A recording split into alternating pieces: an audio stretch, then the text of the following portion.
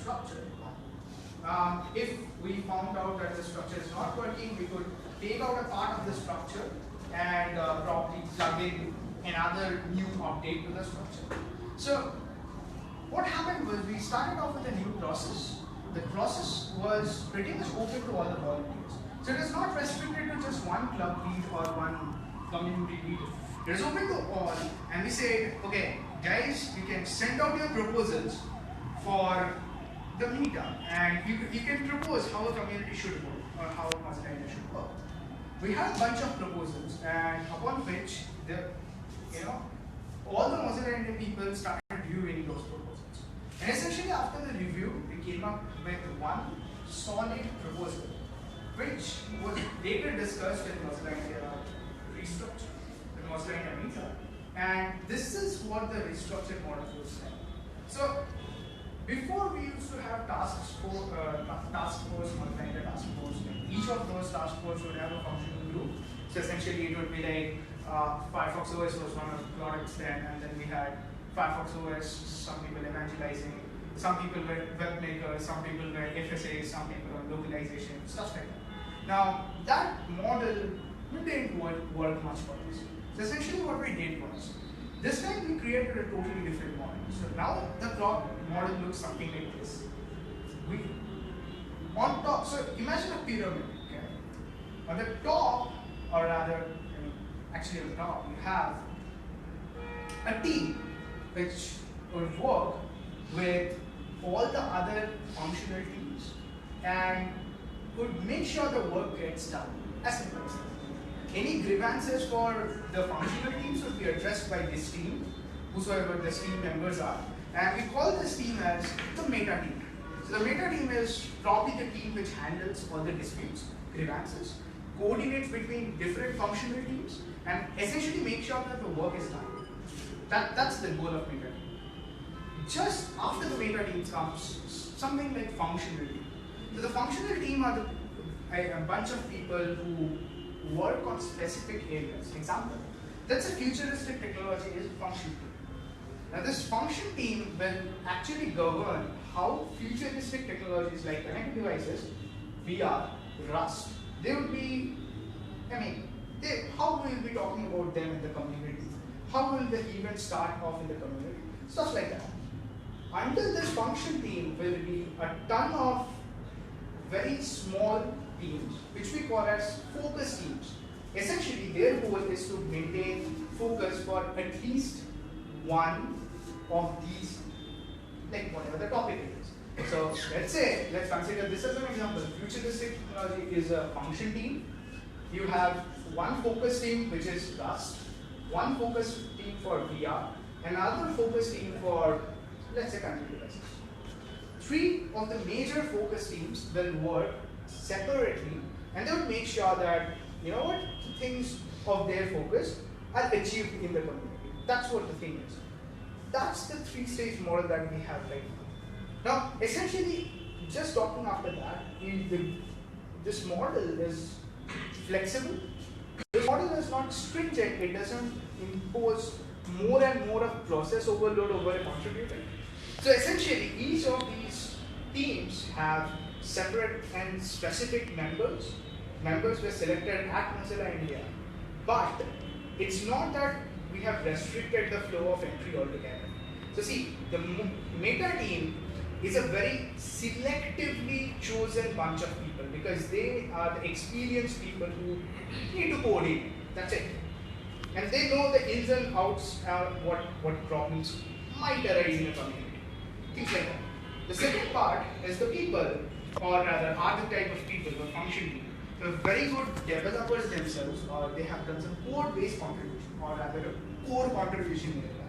And they have belonged to a function team for some time.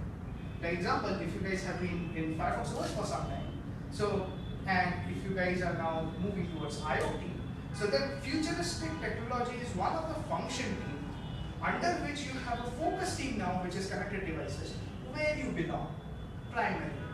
That's the kind of thing. In function team, entry of people is selective because you know what? If I ever did do localization, I just cannot do localization.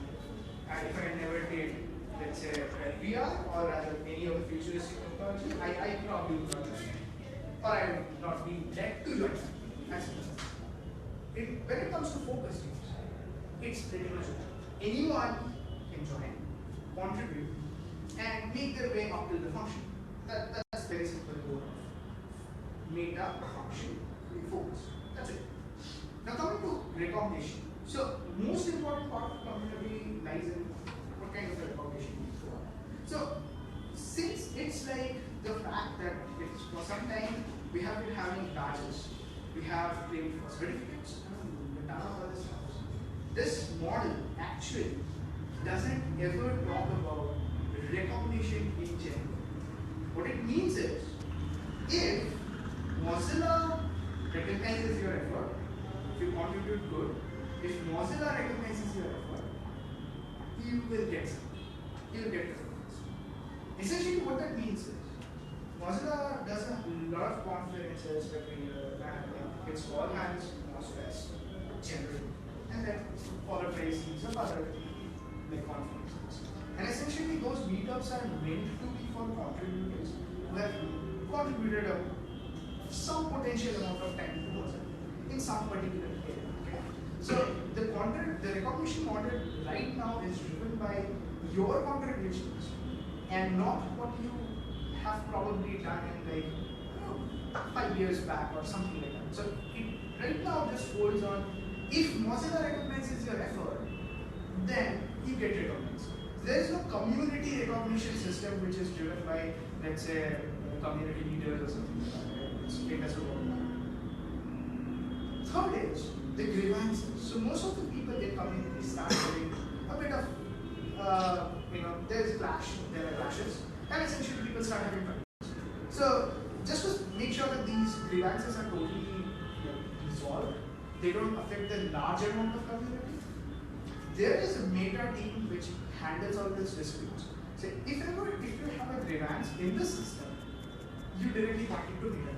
So you don't point it to the function team, you don't point it to focus team, or you don't go ahead putting it to one single person. You address it to a team which handles all these kind of things.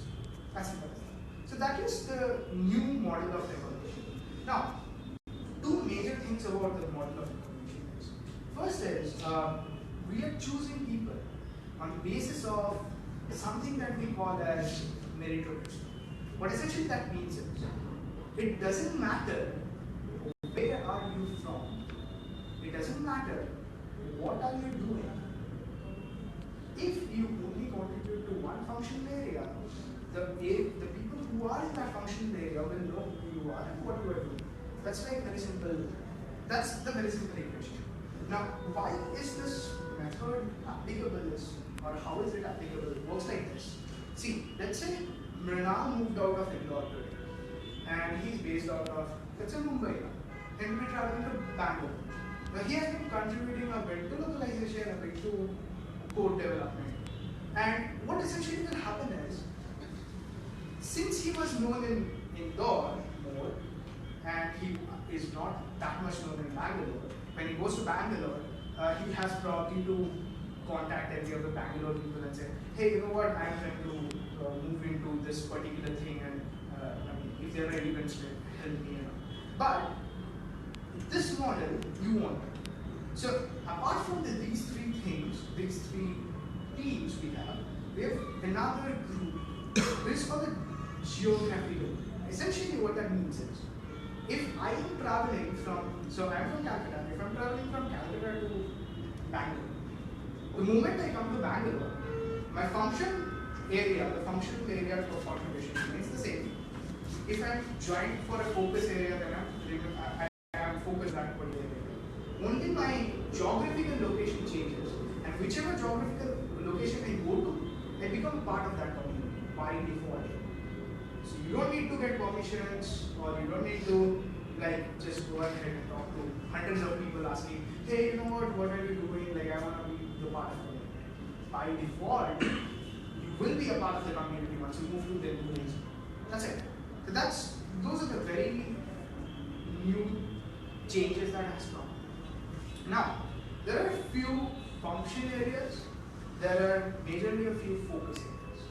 So, talking technically, you have like developer evangelism, which is a functional area. Mature technology. So mature technology talks about, let's say, Firefox, Thunderbird, stuff like that. Something which is there in the market for something. And then there is futuristic technologies, something that people have been doing some bit of research. They are making some new cool things, but those are not stable. Those might change in future. Something like IoT, something like Rust, something like Mozilla. So these are the very new teams which are like the focus teams for a particular amount of function. So that's the very basic part. And now moving on to how you look at it, you have three other teams which we talked about, and we are going to follow that same rule for all the other three teams. So you have, technically speaking, you have a team called web compatibility, a web compacting. We have another team for IT. So we have another team which will focus majorly on how you work on. Dude, just shut the camera off or something. And